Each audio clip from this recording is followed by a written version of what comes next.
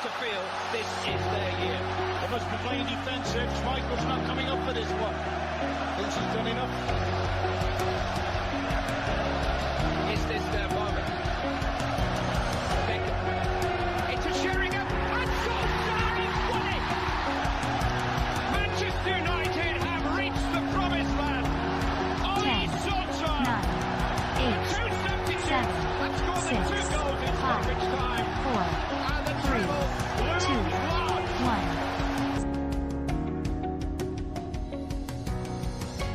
Hello and welcome to the United Community Podcast, and we're back. It's going to be a good one today. Manchester United are Carabao Cup champions of the world, double winners, EFL Cup and Bangkok Century Cup, and no one can say that they've done that double before.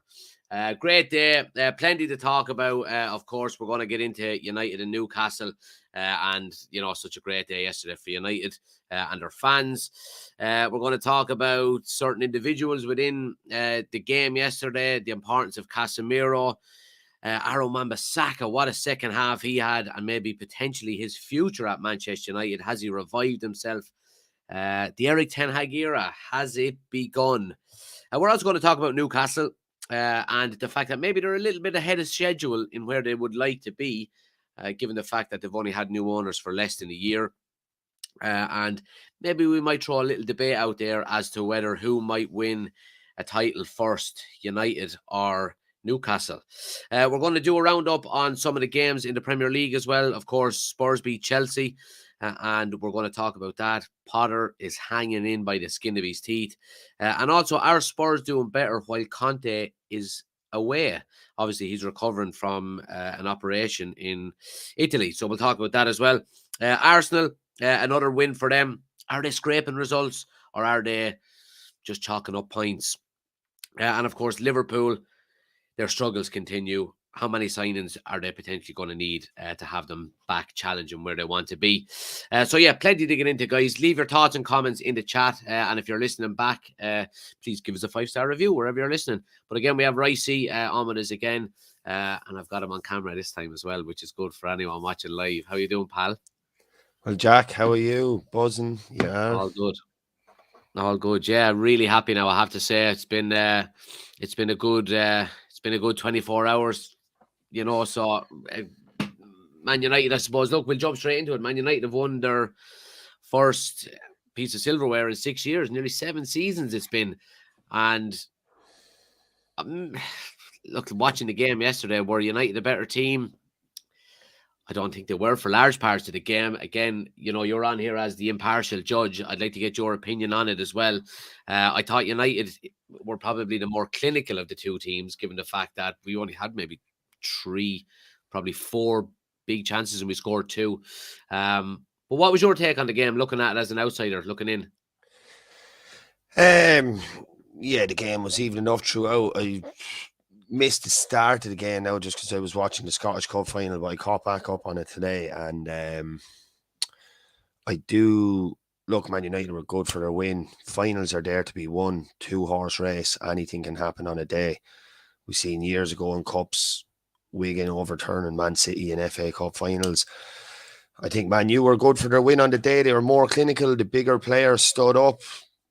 Like world-class players is thrown around, banded about very easily these days. Player strings together a few good games and he's suddenly talked about as world-class. But one world-class player on that pitch yesterday for sure was Casemiro. Stood up in the biggest moment of them all. I know it's not the biggest cup of them all. It's the first cup you could have won. You took the first cup. Ten Hag has that to his name now. Like a question I could ask to you is, there was we were chatting in a pub yesterday after the game, and I just said to the lads, when Man U took in Ten Hag, would they have ever predicted they'd be doing this well so far? Could ye possibly be doing better than ye are realistically? Yeah, you could say, oh, we could be top of the league. But realistically, could Ten Hag be doing any better than he is at the minute? No, like it's been an absolutely phenomenal, whatever it's been, 7 months. Man U fans all around, I'd say the country, you can see it all around Kilkenny. a lot of them are back out of woodwork. They can't stop smiling. They're buzzing. They're just like, it's like they were kept in the dark for years, and now they're finally It's getting out to see so a bit long. of light. It's been so long. It's been so. But look, I think the reason for it, I think it's the reason why Manchester United fans are so happy at the moment. Because look, you can take Newcastle for example. They've I think is it 90? It's 55 years I think since they've won a major trophy.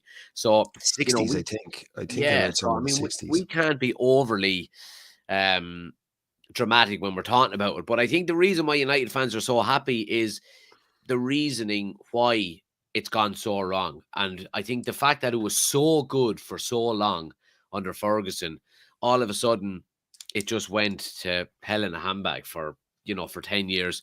The owners don't help the situation. And I think you're spot on in what you're saying. The fact that Ten Hag has done such a good job in such a short period of time. We're nearly all caught by surprise going, oh, this is brilliant. Quick, jump on board. Yeah, you're kind of waiting for something to collapse or something to Yeah, happen you're in the like, background. when is this going to Like end? Or when are we United going to get back to we reality? haven't had a clear run of like from Christmas now. It's nearly 2 months of a clear run without any controversy. No Ronaldo saga. No, I know you have a bit of like Glazers might be leaving and all this, but that's kind of positive news also. Yeah. There's nothing really there at the minute pulling you back. Like there was always kind of like they might take 2 steps forward and then 1 back. Do you know, it would just something to pull you back into the muck. Someone would be upset. Yeah. And just for a second, we'll talk about the resurrection of Wan-Bissaka, the Spider. He had a great game. I would be one of his bigger critics. I said from the very start when they signed Wan-Bissaka and Harry Maguire, I didn't think either was good enough for United. I wouldn't consider Wan-Bissaka world class by any means. He's well able to do a job there. I think one thing that boy has to take credit for is he's never sulked, he's never complained, he's never went to giving out to journalists that he's not starting. He put his nut down, put his head down, and just carried on, waited for his chance, bided his time, got in and played 45 minutes in the cup final, and he was probably our best player on the pitch in the second half. One of them anyway. Absolutely. I agree 100%. I was saying it in the live watch along yesterday that I was given man of the match to Wan-Bissaka. I was that impressed with him, because Delors hasn't got back to the heights that he was at before his injury. And I still think if you had both players on top of their game, you'd be starting Delors. But I think Wan-Bissaka is the best one-on-one defender in the world.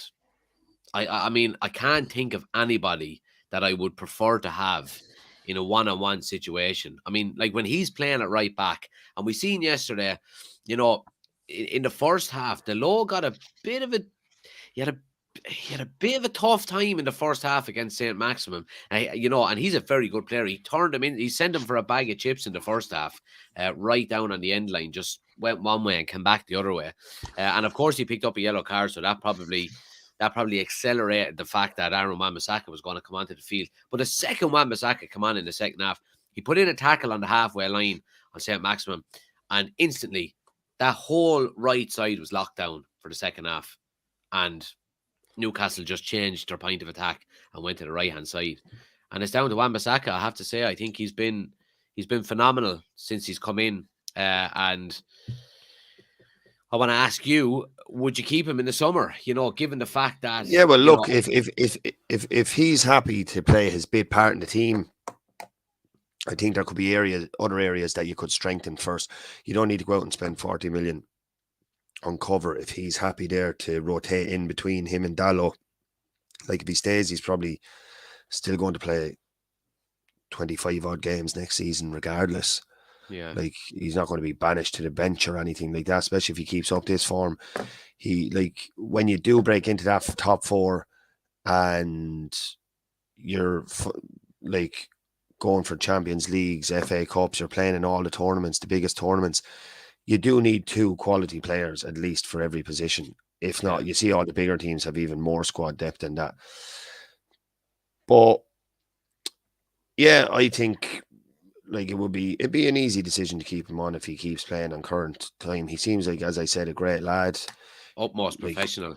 Yeah, he probably appreciates what he has where he came from, knows he's on 100 odd grand a week, and he just wants to work for that and strive for that. Like, a lot of people consider, like, when you leave the likes of Liverpool, Manchester United, unless you're going to your Barcelonas or Real Madrids or maybe Bayern Munich's, you're kind of going down, really, Yeah. in stature of clubs. So he'll be Yeah, I playing agree with Champions you. And League I football think, next season by the look of things as well, So yeah, and I think the one thing I would say about him is, and obviously the obvious suggestion about Wan-Bissaka would be that he needs to improve his game going forward, his link up play, and maybe his crossing. But I think he has improved, since Ten Hag has taken over. I would have to say, again, you don't really know what the future holds for him. Ten Hag might say, I see right back as a priority position that we need to upgrade. The one thing I wouldn't want is, like, if you're looking at Delo and Wan-Bissaka as two players that are just not good enough, maybe, which one of them would you keep if you are going to get in a world-class right full? And would you say, look, this is going to be my right full for the season? Are either one of them going to be happy to yeah, sit well, on the bench? look, Ten Hag will know that himself by the end of the season. I don't, like, I'm not an avid United fan or anything. I don't know who he would hold on to. I wouldn't fully go to as far as you're saying he's the best 1v1 defender in the world. I don't know who is, so don't ask me that question, but I certainly don't think Wan-Bissaka is. Like, Well, you rewind to that night in Paris, I'd say Mbappe is still getting nightmares about him. I doubt it, but I wouldn't think Mbappe. Yeah, well, that cares was so much obviously about I wasn't actually being literal there, saying that he's still getting nightmares. You fucking idiot. But yeah, Even look, I think. Mbappe be like, Aaron, who?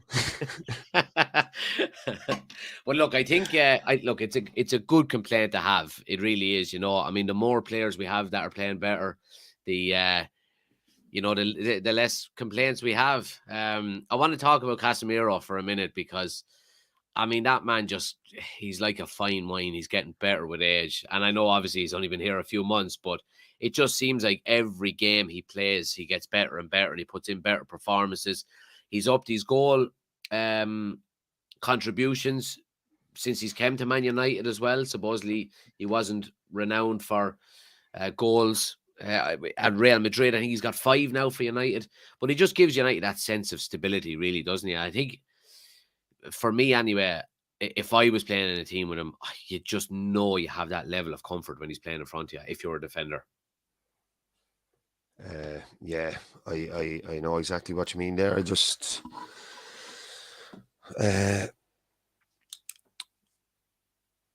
sorry, I lost my train of thought there. I'm going to be editing this podcast to death before I upload I was it to thinking something Spotify. completely different in my head about that final. I was looking at something there on the other screen.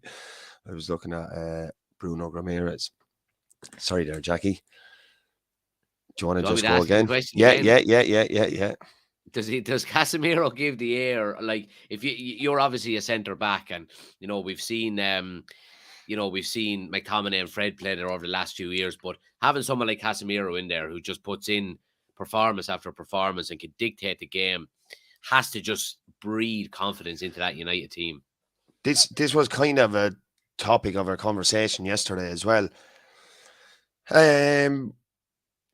Personally, I think that, like, Casemiro has so much to do with this revolution of United. Like, you have to be giving a lot of credit to Ten Hag, but, like, Casemiro has come in there. What was he, 60 or 70 million? Yeah. Maybe one was pounds, one was euro. I'm not sure. People were saying, oh, he's 30. He was turning 31, I think, a few weeks after he joined United.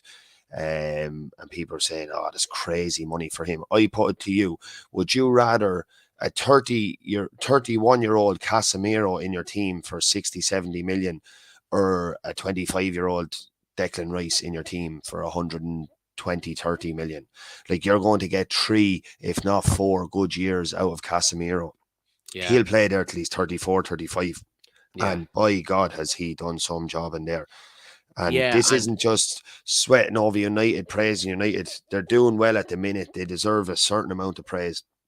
But he stood up, lovely header, lovely ball in, but so much work to do even for that header. It's different maybe scoring from a corner, they put in a bullet of a corner, and you just kind of get onto it and leap and meet it with your head. There was so much direction and everything he had to put on that header yesterday, and really led in, like he led the charge. He's making tackles. You can even see what it means to him. He's slapping the badge, and Yeah. he's At one just stage, he's getting the crowd going, yeah, raising he's his just a arms. serial winner. There was a thing there I seen at full time when the ref blew the whistle and they were coming over before they collected their medals. Casemiro was coming over and he hit Bruno kind of on the shoulder and he was pointing out to the pitch somewhere and he was saying, "How didn't you pass square that ball? Was To your ball? Sancho. Maybe he should have squared to Sancho." You know, That's and people right. are just saying, like, "Look at this lad. He's just after winning the cup final and he's still finding flaws there." Yeah. Yeah. No, Um, it's great to see, and it's the attitude that United have lacked over the last few years. You'd have to say he's you're bringing going out. from, Sorry, you know, he's go you're on. going from a No, Paul Pogba to a Casemiro. You know, I mean, yeah, it's just night and day. he's bringing out the best in Fred too. Yeah. Fred Yeah. is, I won't say he's a changed player. Fred starts in the Brazil squad. He's obviously technically a very good player. He's 50 Maybe, caps, I think. yeah, maybe sometimes the English game mightn't suit him the best. But since Casemiro came in, it's like a new confidence in there. They're a partnership together with Brazil, one of the top footballing sides in the world. And now they seem to be kind of hitting it off very well Yeah. in Manchester. Yeah, absolutely. I agree. And I agree with what you were saying there as well about, like, you know, your 31-year-old Casemiro for 4 years. And there's a similar argument going on at the moment now with United fans about Harry Kane, if he is going to be available in the summer. You know, do you go out and get your Victor Osimhen for 150 million or 120 million, whatever he may be, from Napoli? You know, what is he, 24, 25? Or do you go and get a Harry Kane for 70, 80 million? I'd be taking You know, Harry who's Kane personally all day. Premier League Yeah, proven. You can keep him fit. Even if he got 3 seasons out of him, like then you readdress the situation in 3 years' time or in 2 years' time, you look at Osman or whoever, some of these lads that are available or whoever's up and coming then and have Kane maybe nurture them in. They come in behind Kane for a year. But you seen it work a treat with Van Persie, albeit was he only there for 1 year? no, he was there 2. for two, if not three, maybe. I think Yeah, 2 at maybe was least. it after a year after Fergie left a year.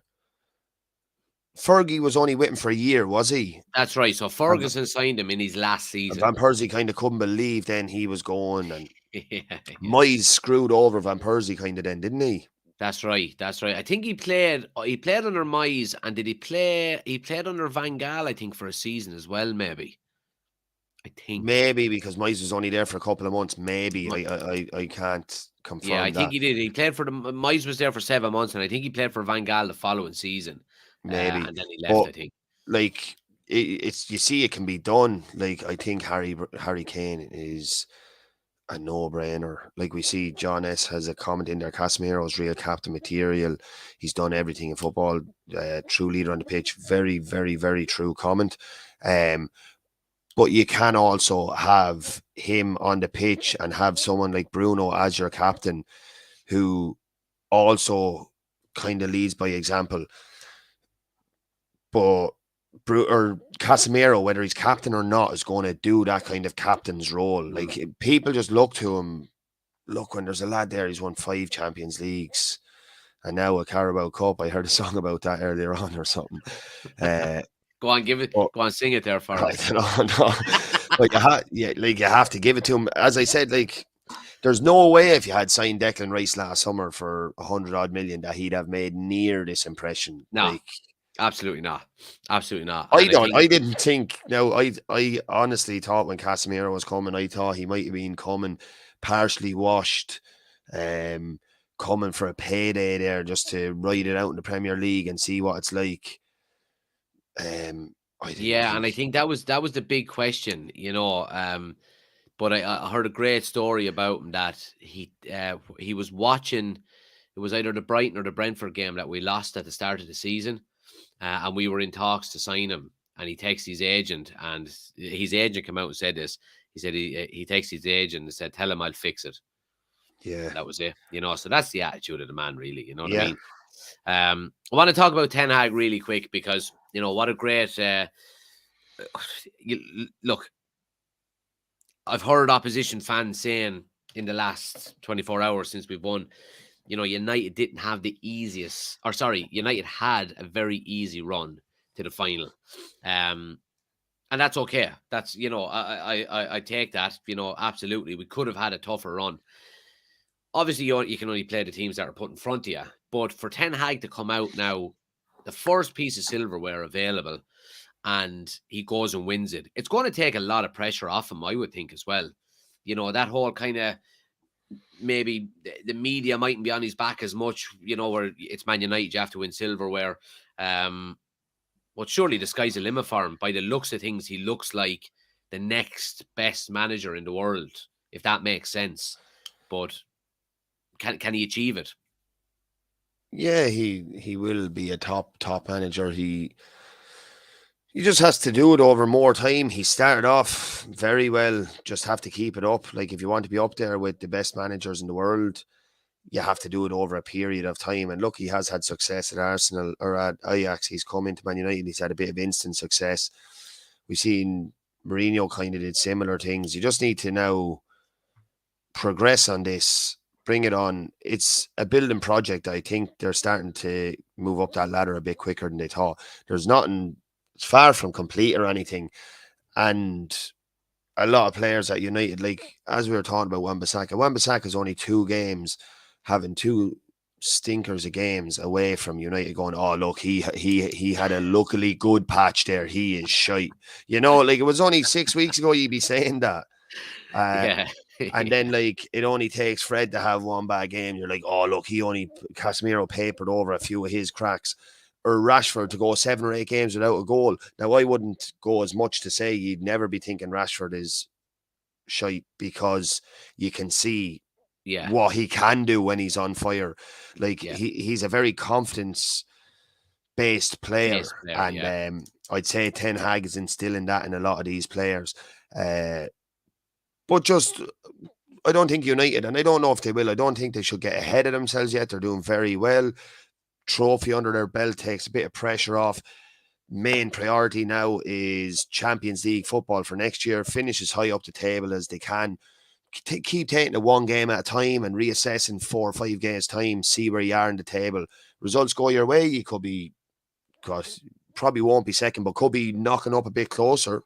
Yeah. Well, what I would always say about it is keep plugging away, and if the other 2 above us shit the bed, then you have to be there ready to pounce. You know what I mean? So just keep getting your 3 points on the board as much as you can. Well, priority is Champions League. On the flip side, you can look at it and you can say this is an excellent chance, if the other 2 slip up, to try and go on and dare to dream, because there's no way, when the Premier League comes back next year, that no way will Liverpool be as poor as they were this year.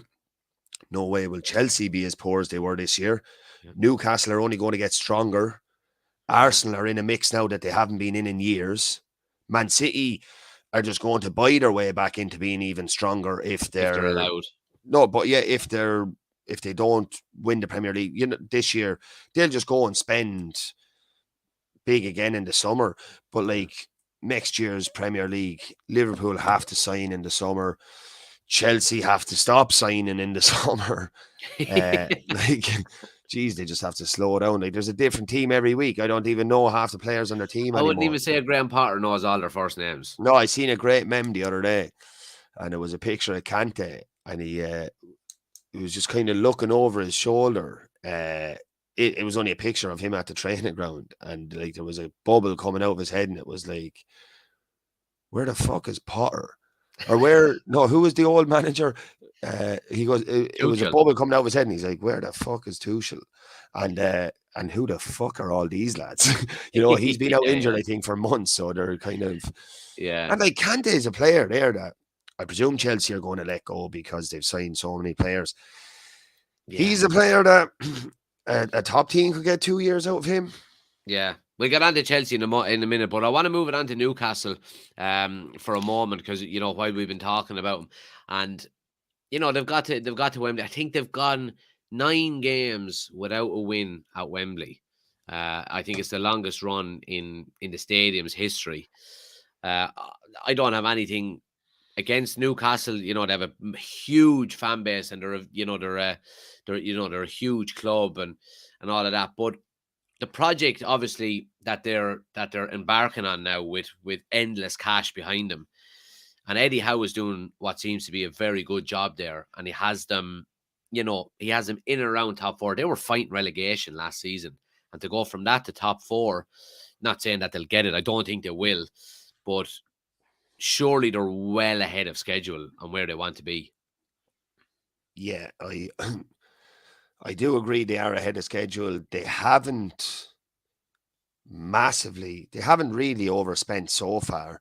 Yeah, they've signed a few players, but like when you look at the likes of Bruno and that, they've Bruno Ramirez and that, they've all Joe Linton, they've been at the club before these new owners came in. I think the only players, did they sign that lad Isaac? Was he signed with the new owners? Yeah. Forward. And there was another player. Who did they sign last month? Not 100% sure, to be Or did honest they bring with you. in? I think they made kind of another signing that was made. And they brought in Nick Pope in the summer as well, didn't Yeah, they? Nick Pope. Now, they brought him in. I think they could have brought him in on a free transfer even. Yeah, they did. Well, because Burnley got relegated. Yeah, so. yeah. No, I'm just trying to see there now. I can't think offhand who they signed. You see, they haven't signed that many people. They brought in Trippier, who I thought was a very stellar signing. They seem to be doing their business right. They're not kind of going for massive names. It'll be nice to see how Eddie Howe gets on in with another transfer window and another preseason behind him. I do think that from their position now, if they don't secure Europa League, they will be very disappointed with this season. Yeah, they would have had great things to shout about and great getting to the final and all. They had a big day out. They didn't win the final. I think for teams like this, they have to get Europe next season. Like Champions League would be the holy grail, but if they didn't get that, Europa League's the next best thing. It'd be the first time in years they've been in Europe. Their fans had travelled very well, I'd imagine. They just have a big buzz back around the club. You get a few bigger names in because you're in Europe, and as I said, like you might have they're breaking into that top 6 now. So next year, the likes of your Arsenals, Tottenhams, Man U's, Chelsea's, Man City's, United's, Liverpool's, like there's going to be one of them left out again. Yeah. If Newcastle are to continue this project, and year on year, the likes of Man United, Liverpool, Arsenal, maybe not your Tottenham, or maybe not Arsenal in recent years, but more so now, Man City, Chelsea's, they all want Champions League, but 7 teams can't have 4 slots. Exactly. And go on. Not just the Premier League now is by far the most exciting league in the world. You can see, I don't know how to pronounce his name, that Spanish reporter, Galim Baliga, what's his name? Oh, on Sky Sports. Yeah, I can't think of his name. I know the guy you're on about. Yeah, I can't think of his name anyway. Sorry. I know how to spell it, but not say it. And he was saying, he goes, like, the money in the Premier League is just taking over. And Gary Neville or Carragher, maybe it was Carragher. It was Carragher. I seen the interview. Carragher had a right go back. Yeah, said Real Madrid and Barcelona have been doing this for years. And he was like, I'm not saying they haven't been doing that, but I'm saying they're losing that power now because more clubs in the Premier League are doing that. Yeah, he goes, I'm not saying it's unfair. He's like, I'm not saying it's unfair, but he's just saying these leagues will have to do something if they want this to stop and come back to their league. He goes, now the Premier League for players is the most attractive league in the world. Yeah, and managers, you would have to say as well. You know what I mean? Yeah, and managers, yeah. I think that's the big reason why this Super League is coming so much into focus the last couple of years, and why it's coming back again is your Real Madrids, your Barcelonas. These are teams that live for European competitions anyway, and it's always going to be Barcelona or Real Madrid to win the league. You go to Italy, is to say, although Italy is probably not. The Italian league is nearly being left out in the cold. That's fallen way behind. Way behind. But you can understand then why these teams are looking to sign up for this so-called, Super League that, is going to guarantee revenue and But I wouldn't be a fan personally. no, I wouldn't either. And look, we're fans of the Premier League, more than that. No, to be honest with you, I watch La Liga, or I watch I watch El Clasico in La Liga. That's it, and outside of that, yeah, you can understand why the kind of power shift is going towards the Premier League more than that. Yeah. But yeah, I think when to bring it back to Newcastle, like you were saying, I think getting top four, getting into Europe is vital, because if we go back to if we go back 15 years to when Man City were taking over, and all of a sudden they had a lot of money, to get players in the door, you need European competition, and it has to be that stepping stone, And United, thank God, it's looking like we'll get top four. Obviously, it's not guaranteed yet, but to go from not having it, and to get it the first season under Ten Hag, I think is a huge advantage, especially when you're trying to sign these tier 1 players. Yeah, Champions League nights back at Old Trafford to be unbelievable for the United fans again. Yeah, absolutely. Who do you think will win a title first, Newcastle or United? Look, I don't know. I'd be thinking United. I don't necessarily think United are going to win the title within the next 2 years. Yeah. But Newcastle is more of a project, a long-term project. I personally think, like, Leicester City went out and won the league. That wasn't even a project to try and win the league. That just kind of happened for them. They did not set out. No way did they set out at the start of the league saying we want to win this league.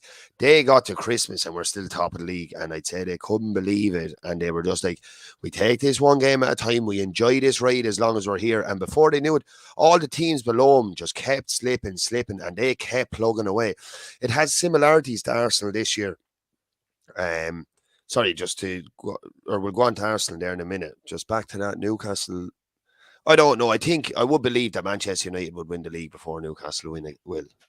Yeah, I would think so as well. Especially with Ten Hag, I have to say. Like I have a lot of respect for Eddie Howe. I think he's a very good coach, but I think Ten Hag is on another level.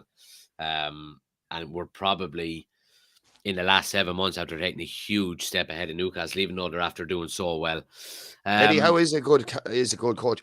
To be honest, I didn't realise that Eddie Howe was this good of a coach. Yeah. Eddie Howe was at Bournemouth before, and geez, he made some woeful signings. I don't know if he's great in the transfer market now. Yeah, like he went off. He signed Jordan Ibe, and who else did he sign? Did he sign someone else? Solanke. Signed them for about 25 million quid each, I think. 25 million quid each. Some crazy signings down there. Yeah. Right, let's move it on. So we'll move it on to Spurs. Obviously, they played Chelsea on the weekend. Comfortable enough 2-0 win, you'd have to say. And I want to concentrate on Spurs first and foremost. And obviously, we mentioned in the intro that Conte has been missing now for a few weeks. He had surgery. I can't remember what he had surgery for, but he's back in Italy recovering. And there's been a lot of talk about he had gallbladder or something removed, his gallbladder removal or gallstones, something like that. But there's been a lot of talk. I've been kind of eavesdropping on it about our Spurs playing better with Conte not being there, and how much of an influence does the assistant manager have in relation to picking the team and being in charge on game days and working off the cuff decisions. Is it something you would believe, or are you thinking, nah, I mean, look, Conte is... Well, look, it's 2 games. There was 2 big games. They won 2 London derbies, both 2-0, one against Spurs, or not, one against West Ham, one against Chelsea. And 2 clean sheets, 2 good victories. I don't think that Chelsea-Spurs match was an unbelievable game yesterday. Chelsea are just so all over the place, but still a big victory. I don't know if I'd read too much into that. You'd have to, I think, go maybe over a course of 6-7 games to really see that. Like, they're 2 games, they're 2 good wins, but I don't think it'd be down too much to a change of coach. I wouldn't be reading into that too much over 2 games. As I said, if he was out for another month and they went on a 7-game win or 7 games without losing 6 or 7 wins there, If He'd he be kind changes of the manager. telling Conte, look, I'll take a bit of time off there at home, you know. You just stay in Italy there and enjoy the sunshine, friend. Yeah. But Oh, Spurs, what do you make of Spurs? I mean, they are quite hot and cold. You know, they're they in are. fourth at the moment. Do you think they'll get top I four? was. I don't know. I don't even want them to get top four just for the excitement of the Premier League. The teams I want to be seen in the Champions League next year. Spurs are not one of them. They're just, in my opinion, they're a boring team. They tend to get boring managers like that. Just like for players that have such good attackers, they play such defensive football. And when I say good attackers, I mean Son and Kane. They'd Mourinho before, just like happy to take 1-0 wins, but couldn't really massively do it with them. I don't think Spurs will get top four, and I hope Spurs don't get top four. And that's not personally against Spurs. I just, what way would you see you would it? rather see a Newcastle in the Champions League? Yeah, Or... well, I'd rather see. I'd like Liverpool probably won't be getting into it. I like Liverpool in Champions League. I like United in the Champions League. I'd like to see Arsenal back in the Champions League. City don't really do anything for me. Like they're a very plastic club. Do you know it's hard to beat nights when you're watching Champions League football in the likes of Anfield, Old Trafford, years ago in Highbury, but now the Emirates Stadium. I think Arsenal deserve a shot. They've been out of it for quite a while, and even I'd rather see, I wouldn't even care for Chelsea in it now. I'd rather see them in it though than Tottenham or City. Yeah, I know what you're saying. Yeah, I know what you're saying. Champions League nights in St. James's Park, Europa League nights in St. James's Park, they have a massive following. They'd be some nights. They would be unbelievable 50,000. nights. Yeah. More, 55,000, I think, 55 odd thousand in there. And with these new owners, they'll definitely expand this in years to come, and it'll definitely be brought up to 70,000. And they'll fill it at that. I was over in Newcastle before. As you know, I'm a Sunderland fan, but I was over in Newcastle before, and the city is absolutely football mad. I was in one of them cabs, and I was chatting to the taxi man, and he was just saying when they were in the championship and all, he said the year they got relegated, he said you could see the town was depressed. Not obviously properly depressed. You're fully, he said you could see, it was like there was a cloud over it. And as the season went on, as they got better in the championship, he said, and things started to come back up, he said you could see the mood was lifting. He said, like from tea ladies and coffee shops to taxi men to bartenders to builders, they eat, sleep and drink football up there. Yeah. Like it's a one club city. They love it. And what's the connection with Sunderland then? Is there a big gap or is there a big distance between the two of them? No, I think it's about maybe 15 mile, maybe 20 minutes. Right. 20 minutes. That's up in Durham. It's up a bit further. And then you have Middlesbrough in around the area too, and I think Hartlepool is not far off the area as well. But Newcastle are the actual only football team in Newcastle. Yeah. So, there's nothing pulling away from them. Yeah. Like even in Manchester, I know you have the two big Manchester clubs, but then there's a lot of smaller clubs like Salford, and even in the surrounding area. Like there's a lot of clubs around Manchester, Wigan, Bolton, Blackburn. They're all very close to Manchester. Oldham, I think. Yeah, absolutely. Oldham is a big one, actually. Yeah. Yeah.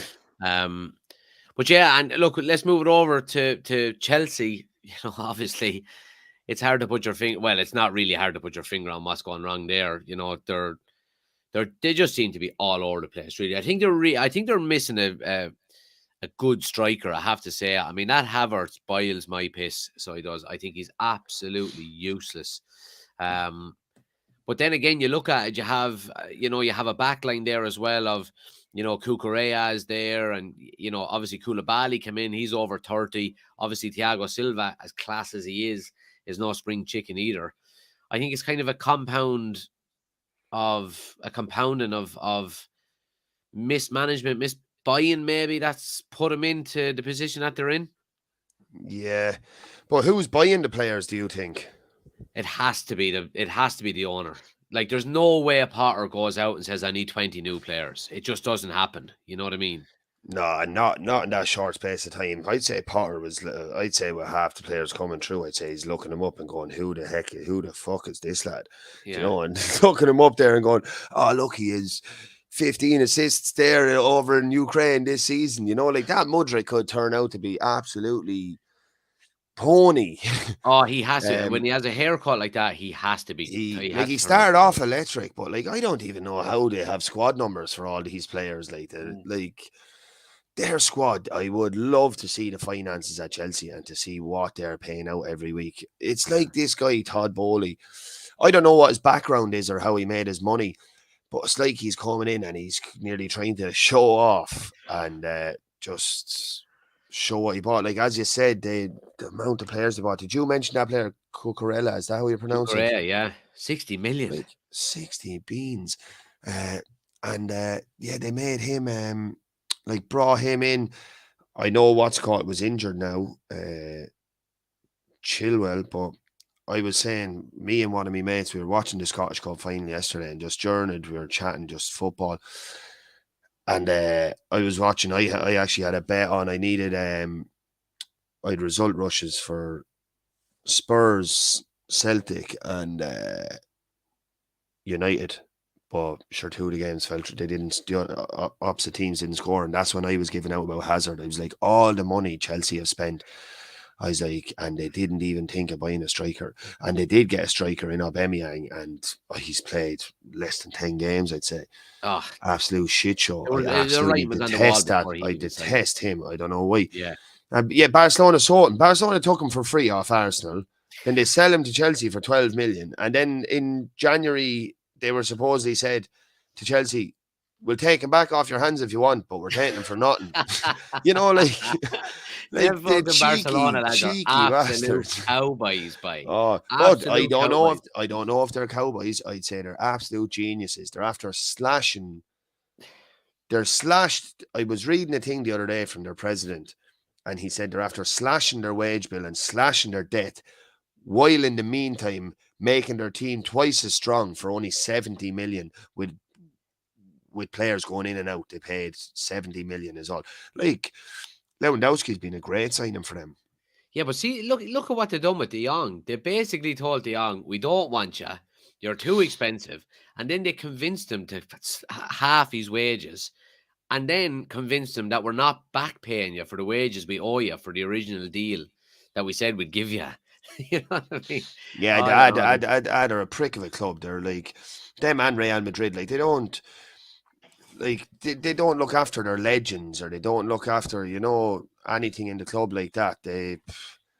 You see, like, the way they treat some players that leave.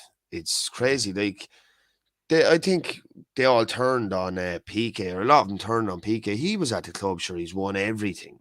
Like, if you're ever going to have a legend at a club, you'd have to say it's him. I know you have your Messi, Xavis, Iniestas, Pujols, all these too. There's a lot of legends at Barcelona, but he was there through thick and thin for him, through it all. Yeah, absolutely. But it's kind of that whole kind of waving the white flag, And I've seen interviews, about Barcelona from the likes of Xavi and what's waving the white flag? Waving the white flag means you're not good enough. Get out. Is that what the fans do? Is it? That's what the fans do in the ground. Yeah. And I think it's more of a Spanish thing. It might not just be a Barcelona thing, but they done it to Xavi when he was younger. He commanded the scene, had some good games, and then went through a spell of being really poor, and the white flags were out for him. So they don't take any prisoners over there, so they don't. I want to move it on to Arsenal really quick. Obviously, they had a good 1-0 win on the weekend. That's two wins in a row for him now in the league, and are they scraping results? Now again, look, I'm not trying to be disrespectful, but these are things that I'm reading and I'm listening to, watching other channels and things like that. But other United channels. No, they're not. They're not United channels. My stance on Arsenal. I don't want them winning the league, but they're showing some good resilience. In fairness to them. Yeah, they are. And look, you can look at the glass as half full or the glass as half empty. You can look at it and say they're scraping by in results, or you can look at them and say they're doing what champions do and winning by any means necessary and finding a way to win when a win doesn't look likely. Like, I know you kind of made it out there to be the great escape, and they won 4-2 against Leicester, or 4-2 last week against Villa, was it? Sorry. Yeah. But look, you'd have to believe if it was United, you would be saying there is a certain amount of luck involved, but you dug and dug and dug, and it got into the 90th minute and you were still level, and then it finished up in the 98th minute and you had scored 2 more goals. So you have to admire the moxie there. You have to admire like the will to grind out results, as well as just having luck involved. Like every time anybody wins a league, there's a bit of luck involved at some point throughout the season. But look, at the end of the season, either way, and your father always said this, like, lucky teams don't win league. Good teams win leagues. What do you say? Good teams win cups. Great teams. Good teams win the league. Lucky teams win the cup. Great teams win both. Great teams win both, yeah. If you're top of a 38 game season, at the end of the season, you're there because you 100% deserve it, not because of luck, not because of anything else. Over 38 games, you were the most consistent team. You were the best team. I do believe Arsenal can, and I'd go as far to say as will, go on and win the Premier League this season. Big call out with David Rice. I think I'd like to see him win it. I think it'd be very good for the Premier League if they were to win it. Like, if Man United came back somehow and won it, look, a lot of people's head would be wrecked, because the arrogant United fans would be actually back with one of the biggest trophies they could claim. But it would be great for the Premier League too. Like, the worst thing that could happen for the Premier League is Man City, and it's not even a bad thing that, but the most boring thing that would happen is Man City go and win the Premier League again. Yeah. Like, I don't mean any badness on Man City, but if you look back at players like Vincent Kompany, one of the best centre-halves the Premier League even ever seen. But if he had that career for Liverpool or Manchester United, his career instantly seems and sounds better than it is seen as now. I don't know, what did he win with Man City? Maybe say, for argument's sake, say he won 4 or 5 leagues and 3 or 4 FA Cups. He won 12 trophies there. That's great and all, doing it at City, and people kind of take away from a bit of that because it's all this chic money, oil money. Like, he'd be seen, I think, as a better player and a more of a Premier League legend if he'd done that either for Manchester United or Liverpool. Just because I think they're the 2 biggest clubs and Arsenal now. Arsenal can be up there. I read a stat about Arsenal the other day. They have the most wins ever. They have the most points ever accumulated in the top division in England. Not only the Premier League since 1992. The old top first division. Yeah, ever. Their highest. I think Manchester United are 3rd, with Liverpool 2nd. Yeah. And Man City are 5th. Are they? Yeah, I couldn't believe it. Now, this isn't only a Premier League one. A Premier League one since 92 would look very different. Yeah, like, you're probably going back to the days. Now, I only seen this on TikTok. I was flicking through TikTok and it came up, and there was... you're probably going back to them days as well, though. Which probably makes it a better achievement for the likes of Arsenal. That's what you're I mean. Going back to the days in, say, the 70s and 80s and before that, where you only got 2 points for a league win, not 3. Yeah. But, like, obviously, the longer it goes on shows the more longevity that they have. The likes of them have been in the Premier League. Would I be right in saying that Everton have never been relegated? No, never. Out of Premier League, I don't think. Is it just a Premier League? Or have they been in the top flight? There is a stat there that Everton are one of the, it's either they're one of the teams never to be relegated, or they're one of the longest standing teams without relegation out of the top flight. I don't think they've never been relegated out of the Premier League. I'm certain. Yeah, but so many teams. You wouldn't. Man United, Liverpool, Arsenal, none of these have been relegated out of the Premier League. On that, that's yeah. Anyway, talking about relegation, let's move it on to Liverpool. Liverpool, obviously, I mean, where's it going wrong for Liverpool at the moment? They've dropped another 2 points to Crystal Palace. And on the back of a really humbling 5-2 defeat in the Champions League, where basically Real Madrid ripped them to shreds. And they did the first 20 minutes. I was thinking, not our Liverpool back, but I was like, this could be a good turning point for their season. This is a time now, end of February, beginning of March now, they could kick on here, and top 4 as well within their grasp if they knock a few 6 or 7 wins together in a row there. Look, they just fell to pieces. What's the midfielder's name? Bajetic, or I'm not sure of his name. Yeah, I can't pronounce it either, to be honest with you. Seems to be flying at a couple of my mates that are Liverpool fans, saying that he's the best midfielder at the club at the minute.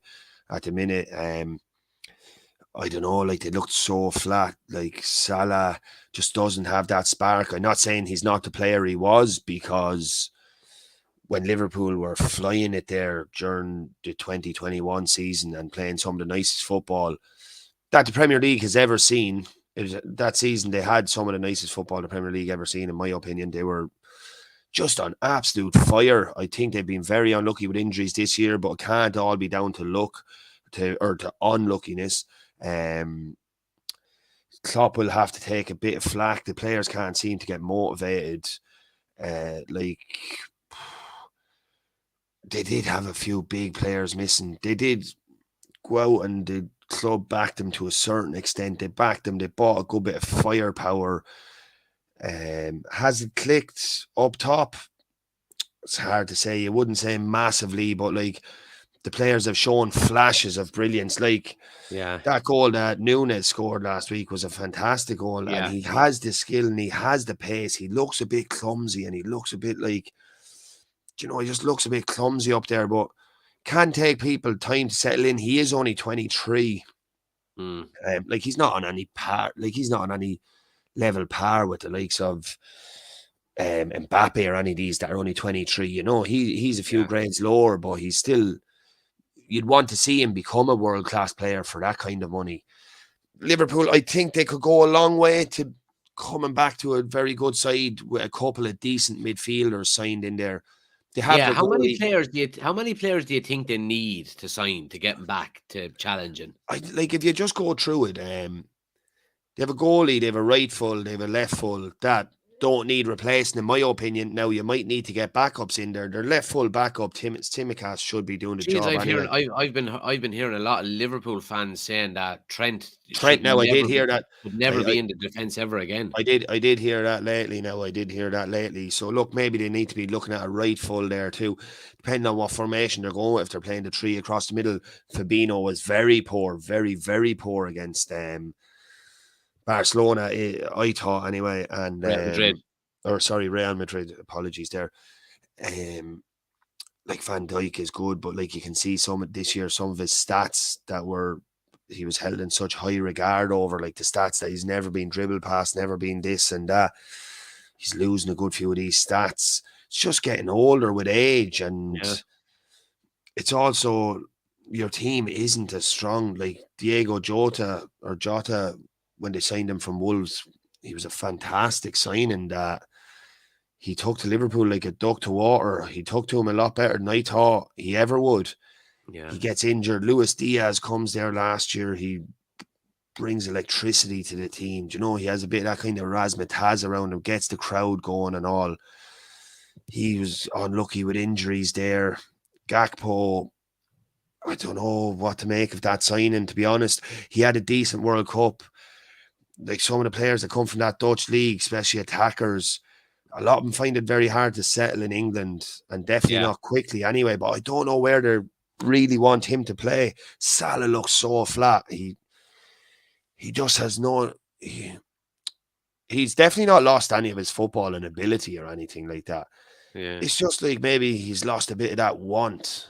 Do you know what I think? I know what I think he needs. Right, if we're looking at Liverpool, I think they need a right back. They need 2 centre backs, because the 2 that, they didn't. And not to say that Van Dijk is. I'm still saying Van Dijk in there, but you need 3 good enough centre backs. Yeah, but who's not good enough that's there? I don't think the other 2 are good enough. Gomez and Matip. I don't think either. What about the other fella, the French boy?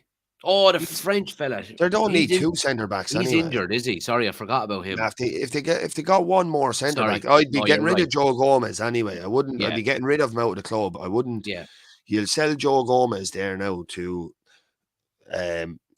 Everton are their rivals, so you won't get him. Joe Gomez there now. Send him Leicester out to City, Villa yeah. or something like Yeah, that. yeah.